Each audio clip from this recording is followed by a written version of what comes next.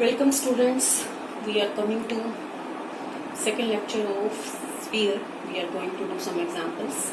Find the equation of sphere that can be inscribed in a tetrahedron with four faces. X is equal to 0, y is equal to 0, z is equal to 0, x plus 2y plus 2z is equal to 1. कि हमने एक sphere की equation निकालनी है जो इस tetrahedron जिसके चार फेसेस गिवन है उसके अंदर इंस्क्राइब किया जा सके. तो पहला प्लेन है x is equal to 0, that means y z plane. अगला plane y is equal to 0, that means x z plane. And third is z is equal to 0, that means x y plane. And then last is x plus 2y plus 2z is equal to 1. तो इस plane को हम कैसे draw करेंगे? ये plane x axis को कहाँ cut करेगा? जहाँ मेरे y और z कोऑर्डिनेट 0 हो. तो y और z को जब हम 0 पुट करेंगे x आ जाएगा ये पॉइंट. तो ये प्लेन x एक्सिस को इस पॉइंट के ऊपर कट कर रहा है. सेकेंडली इसी तरह से ये प्लेन y एक्सिस को कहाँ कट करेगा? जहाँ मेरे x और z कोऑर्डिनेट 0 होंगे. तो x और z को जब 0 पुट करोगे y is 1/2. ये पॉइंट बना 0 1/2 0. Then similarly this is z axis को कहाँ कट करेगा? जहाँ मेरा x और y कोऑर्डिनेट 0 होंगे तो z आ जाएगा मेरा 0 0. This is the tetrahedron. This is origin suppose O A B C. तो हमारे पास रफली ड्रॉ किया हमने टेट्राहेड्रन को. अब हमने एक ऐसा स्फीयर निकाल के दिखाना है जो इसके अंदर इंस्क्राइब किया जा सके. तो हमारे पास चार फेसेस हैं. फर्स्ट फेस है O A B, second face है O B C, third face है O A C and fourth face is front is A B C. ये चार फेसेस है हमारे पास. तो अब हमारे पास अगर हम इसके अंदर एक स्फीयर को इंस्क्राइब कर रहे हैं किसी टेट्राहेड्रन में, तो suppose let M be the centre of this sphere. M centre है मेरे पास. एम के कोऑर्डिनेट हमने माने and radius is equal to R. M centre है और आर रेडियस है उस स्फीयर का जो हमने इसके अंदर इंस्क्राइब किया. अब हमारे पास एम से जब perpendicular, this is M centre of the sphere, जब एम से परपेंडिकुलर ड्रॉ किया जाएगा किसी भी फेस पर then the perpendicular distance from M to all faces of the tetrahedron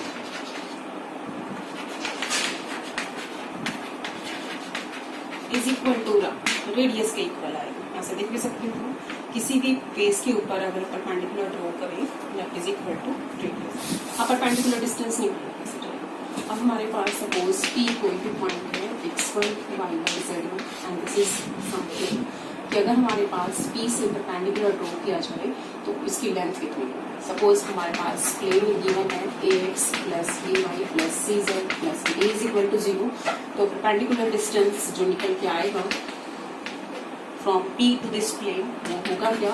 ax1 plus by1 plus cz1 plus का d नीचे coefficients के स्क्वायर के सम से डिवीजन करेगा.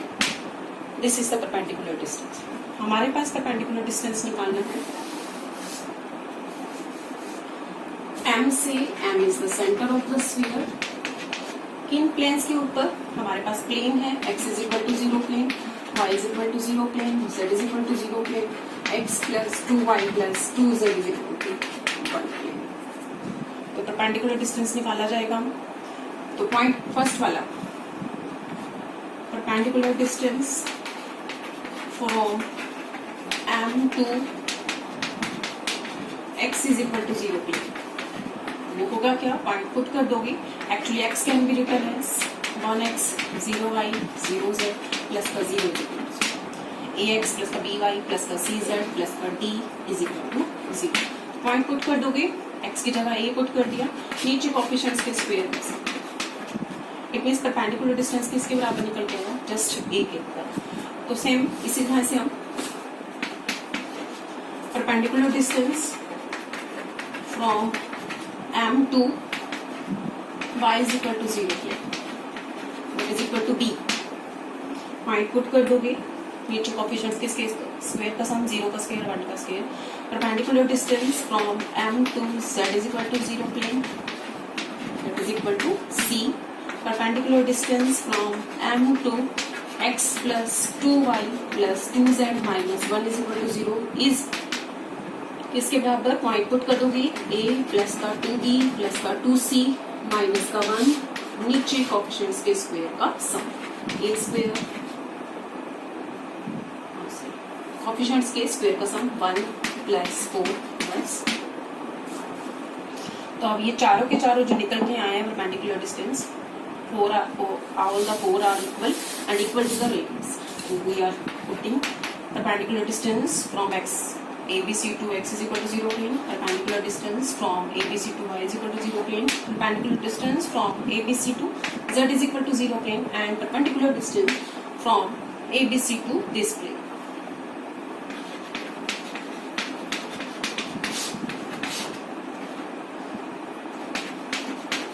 And all four are equal and this is equal to radius. तो हमारे पास A, B, C तीनों बराबर आ गए, दोनों किसके बराबर आ गए? रेडियस के बराबर। इसे पुट कर देंगे हम, A, B, C की वैल्यू A के बराबर ही पुट कर देंगे। दिस इज A प्लस का 2A प्लस का 2A माइनस 1, नीचे अपन 3 और that is R is also equal to A की वैल्यू आ जाएगी हमारे पास, this is 5A minus 1 equal to 3A, 5A is equal to 5A minus 3 is equal to 1, A की वैल्यू आ गई 1/2, B is 1/2, C is 1/2 and R is 1/2। तो हमारे पास A, B, C तीनों बराबर थे और इन सब की वैल्यू किसके बराबर आ गई? 1। तो हमारे पास स्फीयर की इक्वेशन बनी, sphere is x minus A square, y minus B square, z minus c square equal to r square. This will become x minus 1/2 square, y minus 1/2 square, z minus 1/2 square and that is equal to 1. This is your answer कि हमारे पास ऐसे sphere की equation निकालनी जो tetrahedron के अंदर inscribe किया जा सके। टेट्राहेड्रन के 4 फेसेस हमें गिवन थे। नेक्स्ट हमारे पास क्वेश्चन करने जा रहे हैं। नेक्स्ट क्वेश्चन के लिए हमारे पास स्टेटमेंट है, find the equation of the sphere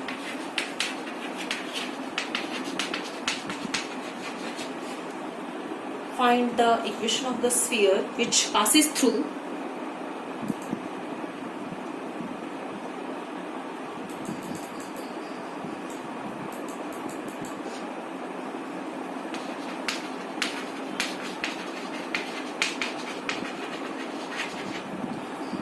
A0 0 0 B0 0 0 C and also origin। और इसको हम आगे याद भी रखने वाले हैं कि ये स्फीयर की इक्वेशन डायरेक्ट कैसे निकल के आएगी हमारे पास। तो हम अगर इसको ड्रॉ करें, कल भी हमने इस तरह का क्वेश्चन किया था, वहाँ लिखा था 1 0 0 0 1 0 0 0 1 and 0 0 0। तो this is find A0 0 on x axis, 0 B0 on y axis, 0 0 C on x axis। तो हमने एक ऐसी इक्वेशन भी इसलिए निकाल के दिखानी है जो इन चारों पॉइंट से पास करेगा, O से, A से, B से और C से। Suppose A is A0 0, B is 0 B0 and C is 0 0 C। तो हमने इक्वेशन निकाल के दिखानी है स्फीयर की जो इन सारे पॉइंट्स से पास करेगा। तो हमारे पास स्फीयर में 4 ही अननोन होते हैं। अगर हम स्टैंडर्ड इक्वेशन देखें तो स्टैंडर्ड इक्वेशन ऑफ स्फीयर में let required sphere has equation this 2ux plus 2vy plus 2wz plus 30 is equal to 0। तो हमारे पास 4 अननोन है u, v, w और v और 4 ही पॉइंट दे रखे हैं जिनमें से स्फीयर पास कर रहा है। It passes through 0 0 0। It mean 0 0 0 इसको सेटिस्फाई करने वाला है and we obtain when we put the point 0 0 0 in this equation we get d is equal to 0, constant term 0 आ जाएगा। it passes through also it passes through A0 0। अगर हम ये point A0 0 put करें क्या बचेगा हमारे पास, a square plus 2ua plus का d is already 0। यहाँ से हमारे पास हम निकालेंगे वैल्यू ए की, since a can not be zero क्योंकि ऑलरेडी हमारे पास एक पॉइंट था 0 0 0, a is different from zero, b is also different from zero, c is, तो ए को हम कैंसिल कर सकते हैं, then would get a u की value after cancelling a minus का a. Similarly it passes through b 0 0, we get b square 0 b 0 0 b 0, we get b square plus 2b, b is equal to 0, we obtain b is equal to minus b by 2. Similarly 0 0 c, we obtain w is equal to minus c by 2. तो हमारे पास चारों unknowns आ गए हैं, d 0, u minus a by 2, v minus b by 2 and w is minus c by 2. That means 2u is equal to minus a, 2v is equal to minus b, 2w is equal to minus a. तो direct 2u यहाँ put कर दो minus a, this is minus b minus c and d is 0. तो हमारे पास equation of sphere क्या आ गई?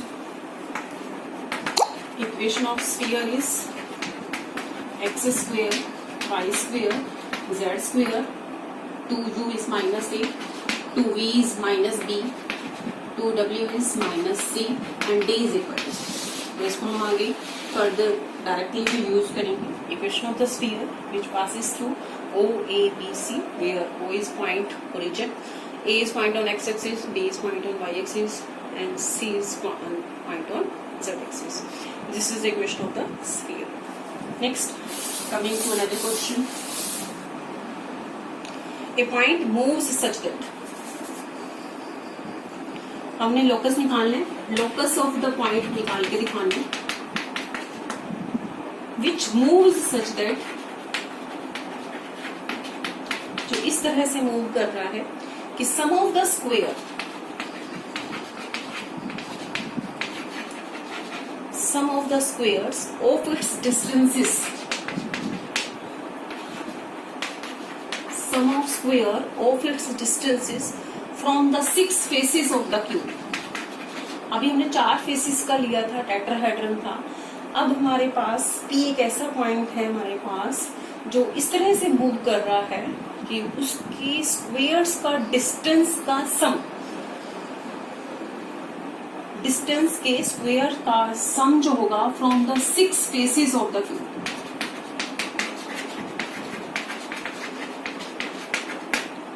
From the 6 faces of the cube is constant, कोई भी कांस्टेंट.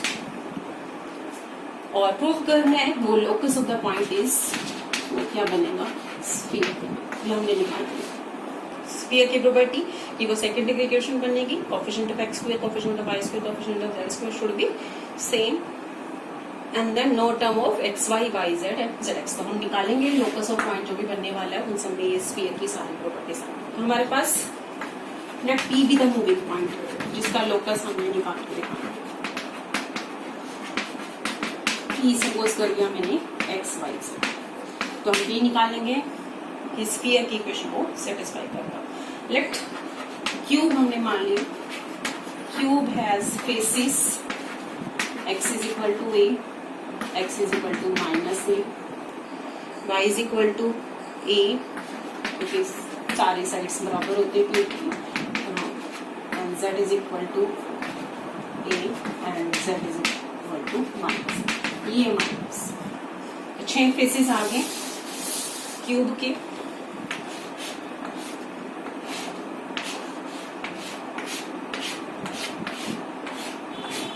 तो हमारे पास दिस इज P, हमारे पास कोई भी मूविंग पॉइंट है.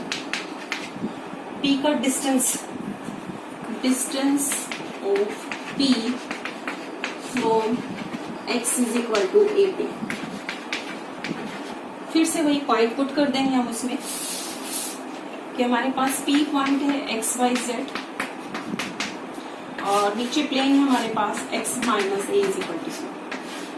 तो पॉइंट जब पुट कर दोगे इसमें, point is x y z already, तो x की जगह x ही रहेगा. तो डिस्टेंस आ जाएगा, डिस्टेंस आ गया x माइनस a. नीचे कोफिशिएंट्स के स्क्वायर का सम, x y z का कोफिशिएंट, x का कोफिशिएंट 1 ही है तो ये 1 है. परपेंडिकुलर डिस्टेंस रहेगा x माइनस a, इसका स्क्वायर करना. तो हमने P का डिस्टेंस निकाला x is equal to a plane के साथ. Same x is equal to minus A plane के साथ आ जाएगा।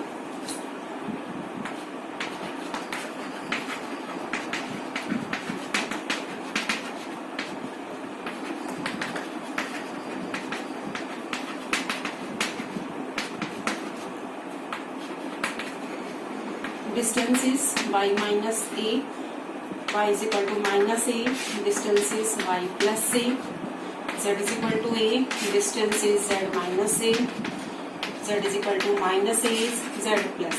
तो ये 6 डिस्टेंस आ गए हमारे पास P पॉइंट के 6 डिस्टेंसेस आ गए 6 प्लेन के साथ। अब हमारी स्टेटमेंट क्या कह रही थी, डिस्टेंसेस के स्क्वायर का सम गिवन है कांस्टेंट है, डिस्टेंसेस के स्क्वायर का सम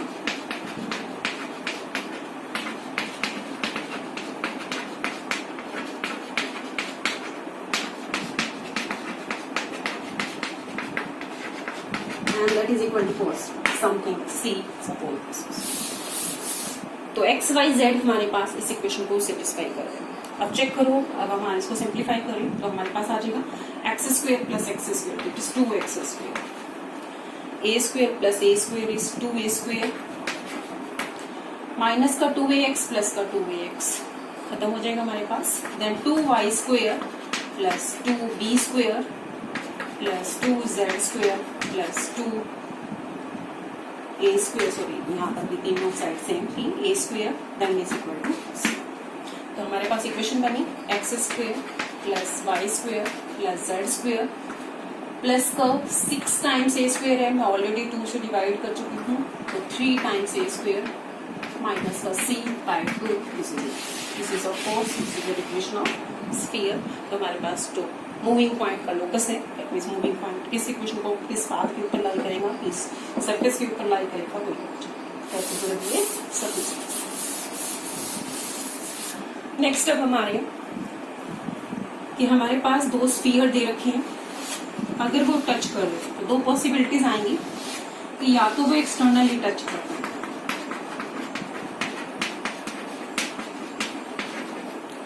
या फिर वो इंटरनली टच कर।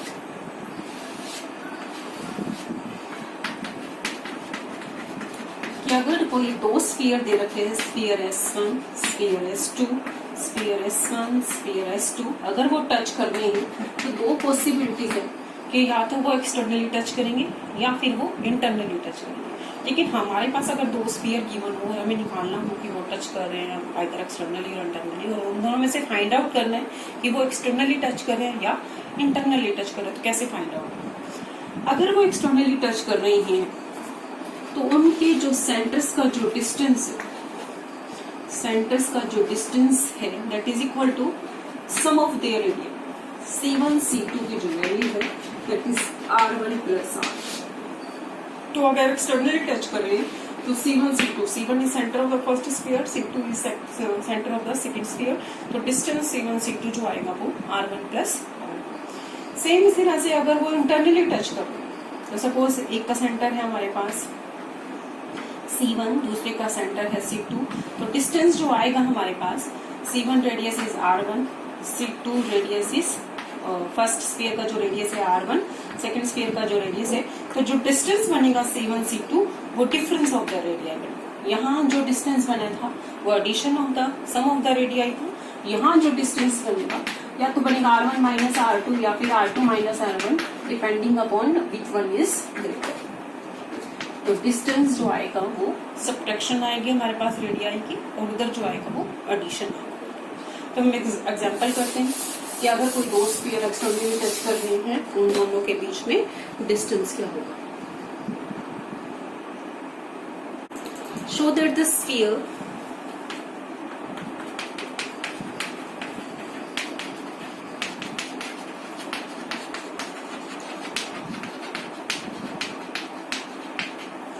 x square plus y square plus z square is equal to 25, and second sphere is given to be x square plus y square plus z square minus 18x minus 24y, that is minus का 47 plus का 220,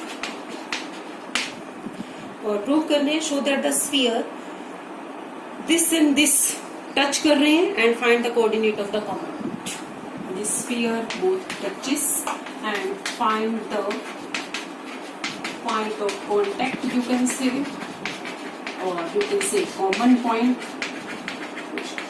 तो पहले हमें पता ही नहीं कि internally touch करेंगे एक्सटर्नली टच करेंगे, वो हमें पता चलेगा C1 C2 के डिस्टेंस के साथ। अगर C1 C2 some of the radii यार है तो एक्सटर्नली टच करेंगे, और C1 C2 अगर डिफरेंस ऑफ द रेडिया यार है तो हमारे पास इंटरनली टच करेंगे। तो पॉइंट ऑफ कॉन्टैक्ट में हम बाद में निकालेंगे।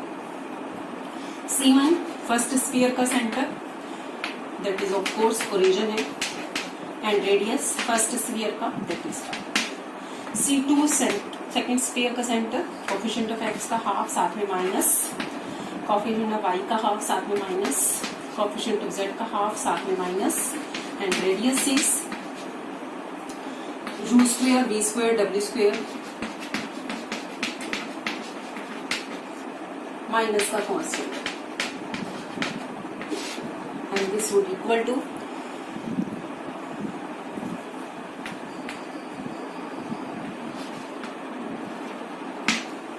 C1 C2 की जो वैल्यू आएगी, distance formula 9 square plus 12 square plus 20 square means radii का सम आ रहा है, तो एक्सटर्नली टच करेंगे। एक्सटर्नली टच करने है इसका मतलब, तो ये पॉइंट ऑफ कॉन्टेक्ट होगा हमारे पास। This is C1, this is C2, और ये पॉइंट कॉमन बोथ के साथ।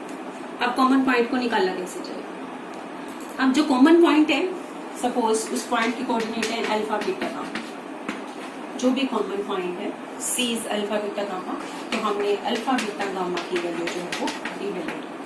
अब तुम्हें पता है कि C पॉइंट जो है वो इस लाइन को इंटरनली डिवाइड कर रहा है in the ratio R1:R2। R1 था मेरे पास 5 और R2 की वैल्यू जो निकल के आई है मेरे पास 20। C1 के कोऑर्डिनेट है हमारे पास 0 0 0 एंड C2 की कोऑर्डिनेट है हमारे पास -9 और 12 एंड, तो हमारे पास कि C पॉइंट जो कॉमन पॉइंट है हमारे पास वो C1 C2 लाइन को 5:20 की रेशियो में डिवाइड कर रहा है। तो हम सेक्शन फॉर्मूला लगा के इंटरनल डिवीजन का हम C के कोऑर्डिनेट से करेंगे। अब हमारे पास फॉर्मूला सेक्शन डिवीजन का,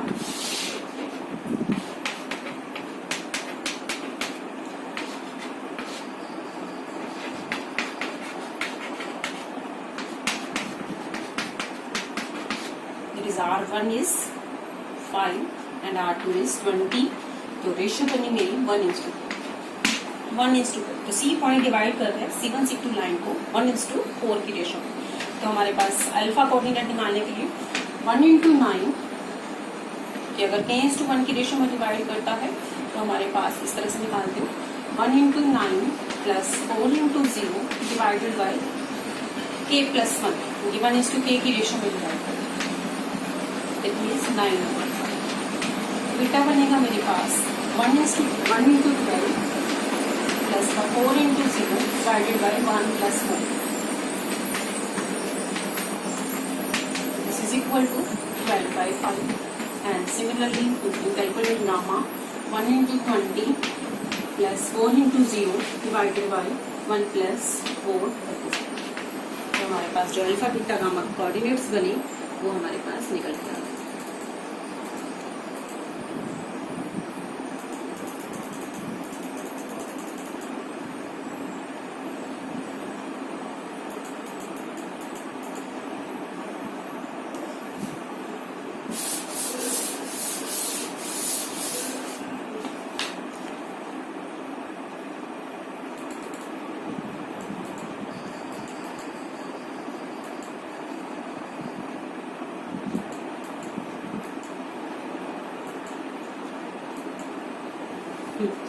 A plane passes through, next example we are going to do, a plane passes through a fixed point, एक plane है जो fixed point से pass कर, a plane passes through a fixed point,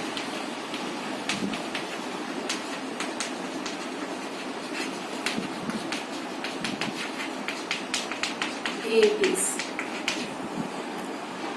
show that the locus of the foot of the perpendicular, locus of foot of perpendicular from it to it from origin. origin से इस plane पर perpendicular draw किया जाए, उसकी foot का locus, foot अगर हम suppose कर रहे हैं P है हमारे पास जिसके कोऑर्डिनेट्स एक्स वाई जेड, तो locus of foot of perpendicular कि locus of foot of perpendicular, foot of perpendicular का नाम हमने रखा है एक्स वाई जेड। किससे ड्रॉ किया गया परपेंडिकुलर? ओरिजिन से ड्रॉ किया गया। Locus of foot of the perpendicular from the point origin to the plane this which passes through a fixed point ABC, and this locus would be a sphere. ये locus जो है वो sphere है। अब हमारे पास P पॉइंट देखना है कि किस इक्वेशन को सेटिस्फाई करे। फुट ऑफ परपेंडिकुलर क्या आएगा हमारे पास? Distance of P,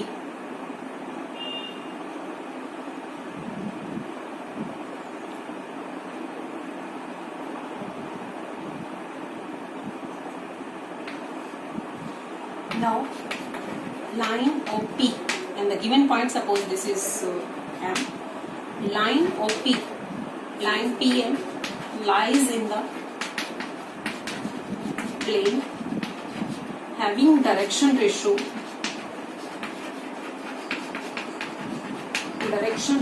of line PM x minus a, y minus b and z minus, and the direction ratio of line OP, direction ratio of line OP, x minus 0, y minus 0, z minus 0, x minus। तो एक direction ratio निकाली PM line की, P से M तक की line join करनी थी, और एक इसकी निकाली। तो ये जो लाइन है PM उस प्लेन के अंदर है, और OP लाइन जो इसके परपेंडिकुलर है। तो OP line is perpendicular to the plane, perpendicular to plane, और PM जो है वो line in the plane. Therefore, OP is perpendicular to PM. That means direction ratio का जो डॉट प्रोडक्ट आएगा वो 0 आएगा। तो PM की डायरेक्शन रेशियो है हमारे पास x minus a, y minus b, z minus c, इन दोनों का डॉट प्रोडक्ट।